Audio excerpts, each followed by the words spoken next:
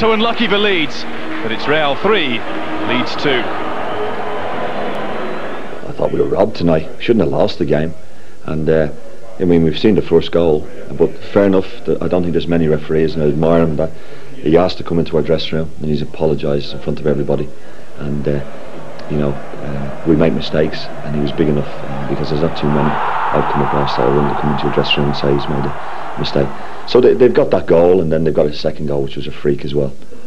So you can't legislate for that, and you know, we deserve something out of them. I'm proud of the players. We had started well, you know, we scored a great goal, and that knocked the stuffing out of us, you know, two sort of freak goals like that.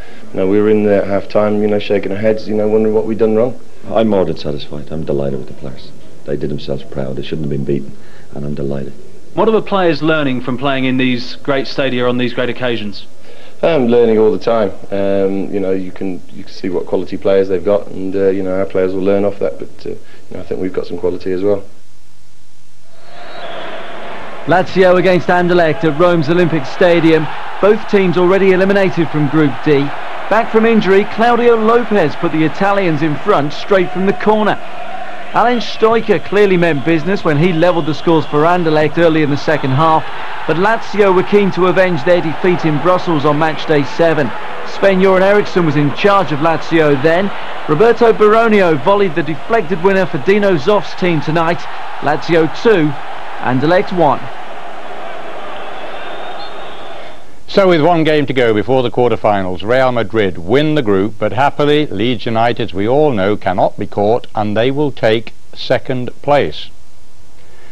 John, we now know that it was Raul who admitted to the referee that he'd handled the ball, but the referee still got it wrong, in fact, for Leeds' opening goal for Alan Smith, didn't he, with his decision? Yeah, he did. Alan Smith was offside. I mean, it's obviously not as tight as Raul's one, but here you can see Alan Smith is probably a yard offside.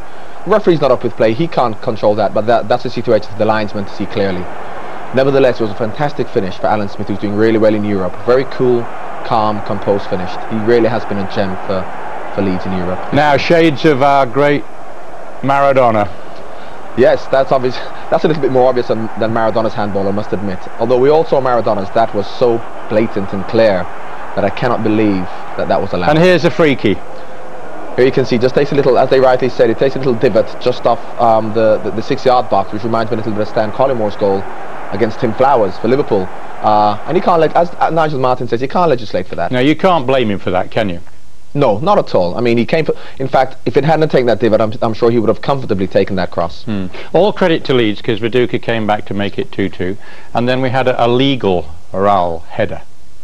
Yes, this was a fantastic header. I mean, a great bowling by Luis Figo.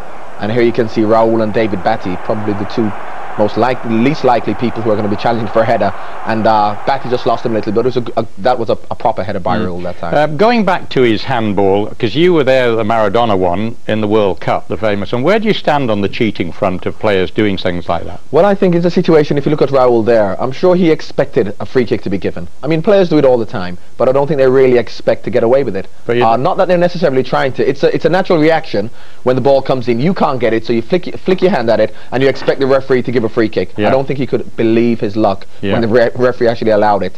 But all credit to him, he came in and he said to the referee, it was handball. Two little things. Better news of Lucas Radebe, that the knee injury isn't too bad. Quarter-finals for Leeds, they'll face a group winner. It could be Man United.